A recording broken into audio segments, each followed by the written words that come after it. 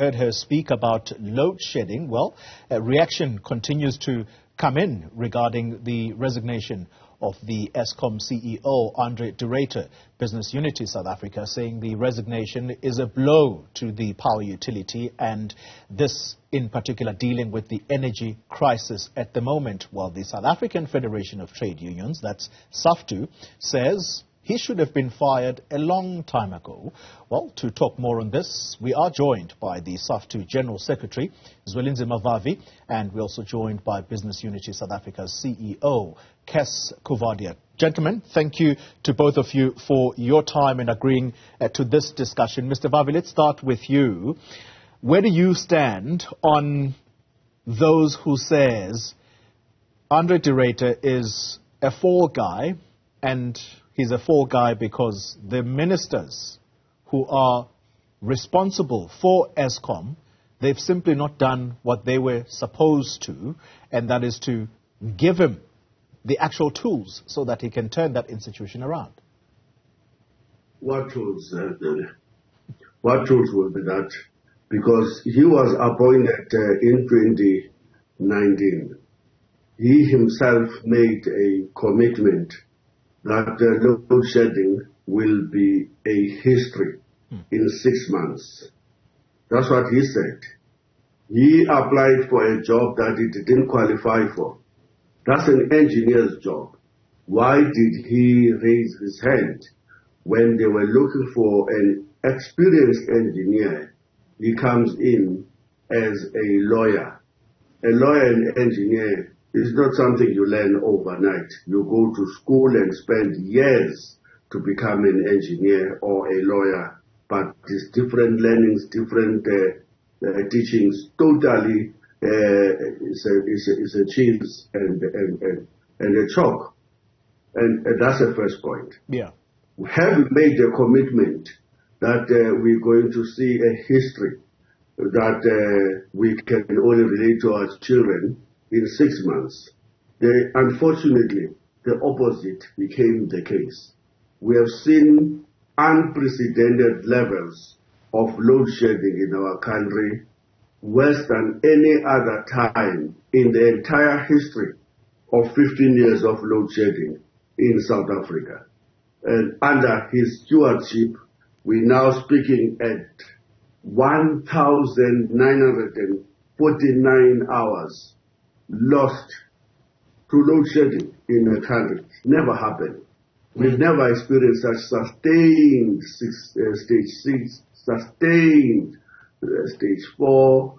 The destruction is immeasurable. We're losing, and we have lost trillions of rands, possibilities of real growth in the economy, massive destruction of the media macro enterprises, any chance of creating black firms to be a focus of job creation.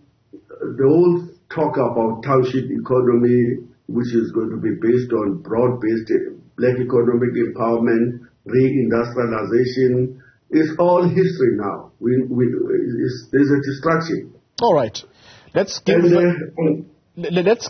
Contextualizing a chance, Mr. Vavi. We're going to come back to you. Contextualizing, basically to sum up what Mr. Vavi is saying, and that is that this is good riddance because André found the energy availability factor at Eskom sitting at just above 70%, and right now it's somewhere hovering around the 50 or 40% figures.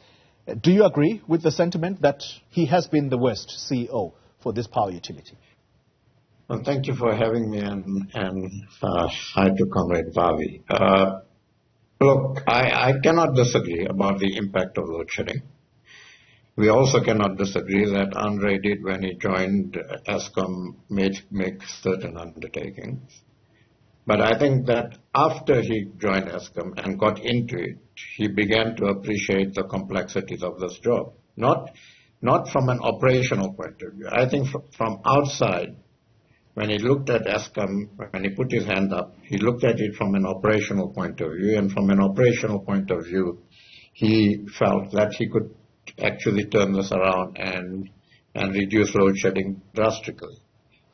Our view, and certainly from the briefings we've had from Eskom boards and Eskom management and so on, is that once he got in, he realized that it's not just an operational issue.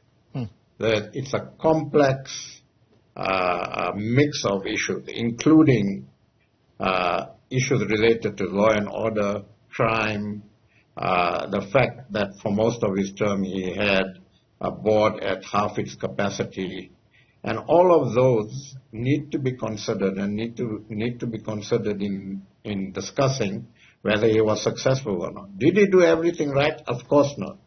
But I think that under the circumstances and the conditions he found at Eskom after joining, I think that any CEO would have been in a similar position to him. And unless we actually address those conditions, so it's not the job of an Eskom CEO to deal with the law and order situation at Eskom, the sabotage, remnants of the old regime. Those are law and order issues that the shareholders should have dealt with and must now deal with. Eskom now has a board, a full board, and that board must now urgently go through the process of appointing a CEO. We are glad that André is staying on until the end of March so that there's a smoother transition. But what the position we have taken is that if it was purely an operational issue, I think that André would have met what he committed before he joined Eskom. Mr. Vavi? Given that it's much more complex than that, given that there are mixed messages from the shareholder, given that he didn't have a full board, given that the shareholder hasn't acted on the law and order issues and the continuing sabotage and criminal activity in Eskom, we believe that we need to take all of that into account when looking at his tenure at Eskom. All right. Having said that, we need to learn from that going forward, and we are convinced that if these issues are not addressed by the relevant people who should be addressing those issues, we would be setting up any CEO for failure. Well, Mr. Vavi, you have heard Contextualizing, and in particular the shareholder and what they were supposed to do in order to aid André de Ruyter's work. But let's talk about what I suppose you are not appreciating based on what Contextualizing is saying, and that is the complexities of running that institution, dealing with issues of sabotage and thieving by corrupt syndicates. In fact, this is where you come in, because your biggest affiliate, NUMSA, organizers at Eskom. Have they come to you to say, these are the elements that are corrupt, that are sabotaging this power utility, and that is why sometimes we see load shedding, not because of the plant breakdowns, but because of just pure sabotage? So we're now going to put it all down to sabotage, where I don't remember any person convicted in any court for acts of sabotage at Eskom. There have been arrests? Now, there have been arrests, yes. Where's the conviction? By the way, there's been accusation, including accusation of workers being sabotaging. And when we checked with those workers who are belonging to NUMSA, and they told us that there's no sabotage yet, there's not even a matter of that kind being investigated by anybody. And yet the whole country is being told that there is a sabotage. I think that the whole issue of sabotage may be there, but it's a red herring. The issue that I think is there, that Cass is correctly pointing out, is that this is a massive but also very complicated and sophisticated company that require, that's where we disagree, require an appointment of a qualified engineer to steer us out of the current crisis. You don't bring a lawyer into an engineering job. You're going to make that person to fail because he just doesn't have the qualifications to do the job. And I think that's in the main. Mr. Vavi, I'm sorry to do this. Because of time constraints, I have to squeeze this question in before we end off with Kes Kuvadia. Very briefly, what responsibilities should the ministers of Public Enterprises, Pravin Gordhan, and Gwede Mantashe, Minister of Energy, take, if any, in your view? We are not questioning, and we have said when we were in the streets on the 24th, we have been picketing outside the Eskom every Wednesday night, demanding that not only the CO and the COO must step aside and go, but also the ministers responsible.